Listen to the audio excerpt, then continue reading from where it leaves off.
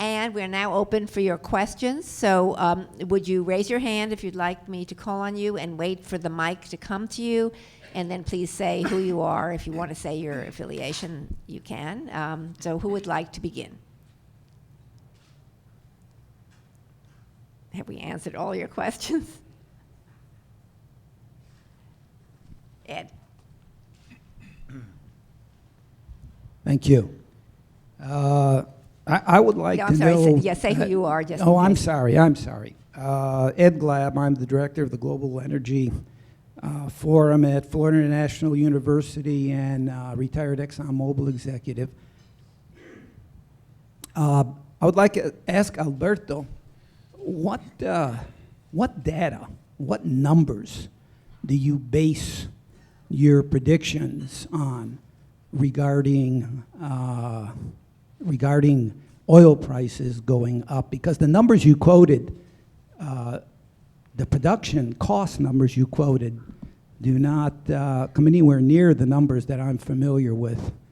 I follow this pretty closely, and every single indicator that I'm aware of in the world today suggests that oil prices are going to continue to be depressed. As a matter of fact, we have probably not seen the bottom of oil prices. So what are the numbers? What's the data that you use to suggest this optimistic scenario for someone like me who still owns a lot of Exxon stock?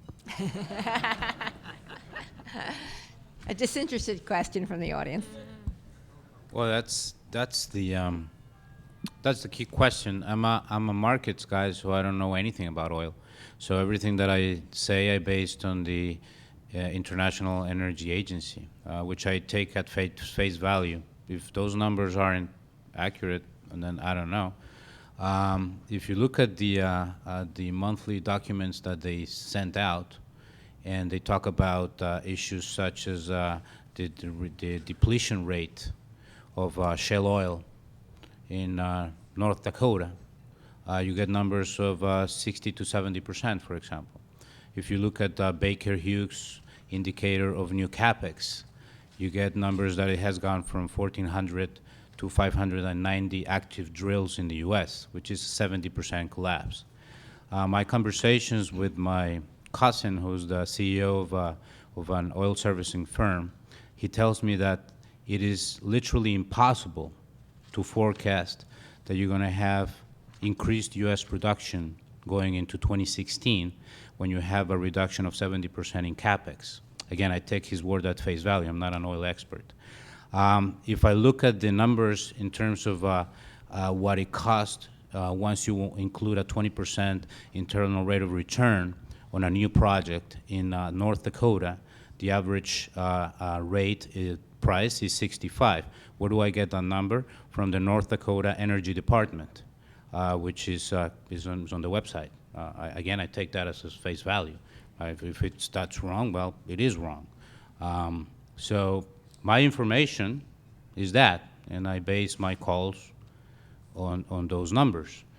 If the cost of getting a barrel of oil out of North Dakota is 20, then yes, of course, the price will go to 20 or 10 or who knows, whatever.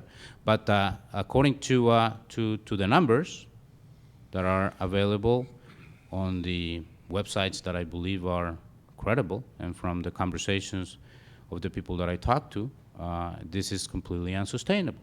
Now, whether or not Iran is going to be able to service another 2 million barrels of oil to the world in 2016, I don't know. I mean, will these people allow international institutions to go and search every single square meter of the country to find whether or not they're producing nuclear weapons or not? I have no idea. My personal bet with my prejudice on the issue, because I don't trust these people, is that this is not going anywhere.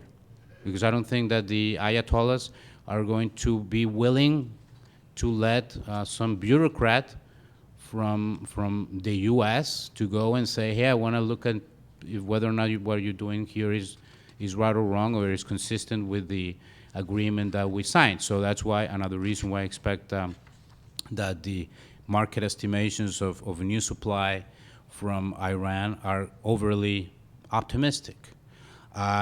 Since I have a little bit of an issue with this because it's wrong. It's a flaw that I have, a human flaw. There's an Argentine website that publishes all these videos of these maniacs from ISIS, of how they behead people, stuff like that, and I just can't stop watching it. It's really bad. It doesn't allow me to sleep, but I watch it, and every time I go into Infobae, every second day there's a new video of these maniacs killing people and killing kids and stuff like that. I don't know about you, but to me, this is just the beginning. And these people are in Iraq. And Iraq, to me, is going to get out of hand in 2016. If I'm wrong, I'm wrong. You're But tying my this to oil expectation. prices. Yeah, of course. So if you get a disruption of supply from Iraq, oil prices are going to go up. Now, we didn't talk about the dollar. I don't know what your view is on the dollar, but I have a very specific view. I don't think that the U.S. can survive a strong dollar environment. Why? Because I live in Miami. And this building over here, which is going to be, Catherine, is going to be 100 stories tall or something, I think. What, this I one bet next you, door? yeah, I bet you 60% of the people that are buying this thing are from outside of the U.S.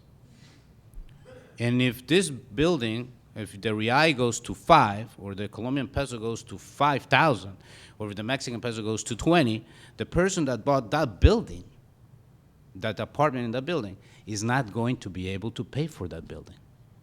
So if that is the case of that apartment, then we have major disruptions in terms of flows into this country that will immediately affect the capacity of the U.S. economy to grow.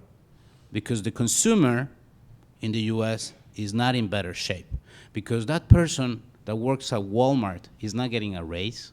That going from $7 to $9 on an hourly basis, that's not a raise. You can't live with $9 an hour. And the reason why they pay you $9 an hour is because your job in 5 years' time is worthless. I mean, seriously, it's a fact of life. If your skill set is that you can pass goods and services over something in Walmart, then you are out of a job in 5 years. Says who? The University of Oxford. 99% risk of complete automatization of the jobs that happen at Walmart. Not my call, University of Oxford.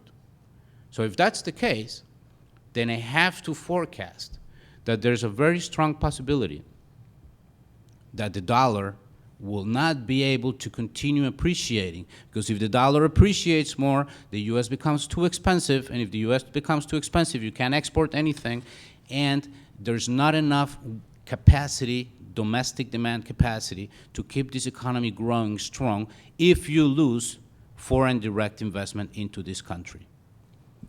Okay, Ed, briefly, because I need to be able to call on some Yeah, other people. well, Ian just warned me not to use up all my ammunition, but there's not enough time. I still haven't heard you say anything that supports the idea that oil prices are going to go up. But Let me let's wait till the You want next me to panel. wait until Yeah. I'm up in the If panel? that's Okay, yeah, fine. okay. Any other questions about what this panel talked about? Well, maybe there aren't. I guess we covered it all. Well, in that, are we sure there are no more questions? Because otherwise, we will go to our coffee break. Can't believe nobody's going to ask about Venezuela more because Catherine already answered, but I do have a question. Can I ask a question? Yeah. Because Catherine, we talked about this. I was doing a TV thing on Sunday night, and I already had my speech ready because I was completely convinced that they were going to steal the election. And it didn't happen. And it's a game changer to me, and I think it's a bullish game changer, but I don't know how far this is going to go, or if there's, because Oppenheimer was talking about the possibility on his column last Sunday, he was talking about the possibility that they accept the election, but then they do something funky in the next 2 weeks, Yeah. which pretty much take away all the gains from that. Okay, why don't you answer this briefly, since we are going to discuss that in the political panel too. Yeah, I heard about Oppenheimer's piece, and yeah, I mean, certainly it seems to me that they're going to try to swing something because survival instincts kick in.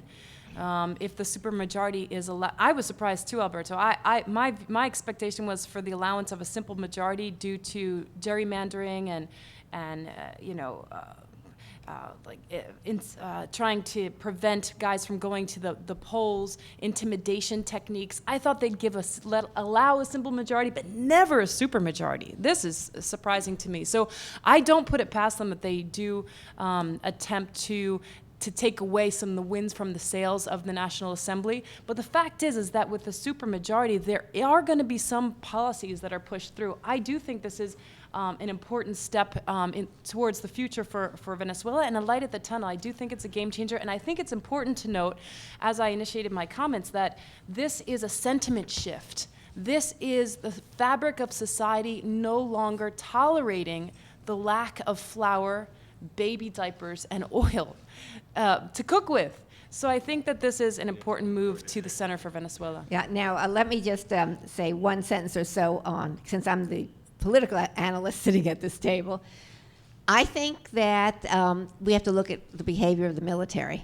For one thing, I think the military split with Diosdado Cabello, the head of the National Assembly, and then the rest of the military, or parts of the military that didn't want him, splitting from it. Usually, and this is the last thing I'll say about this before the political panel, usually when you have authoritarian regimes, if that's a nice name for what Venezuela, and in this case it was an elected sort of authoritarian regime, and I used to say this about Mexico under the PRI, which was a slightly different kind of authoritarian regime, but a more benign one, a much more benign one in a way.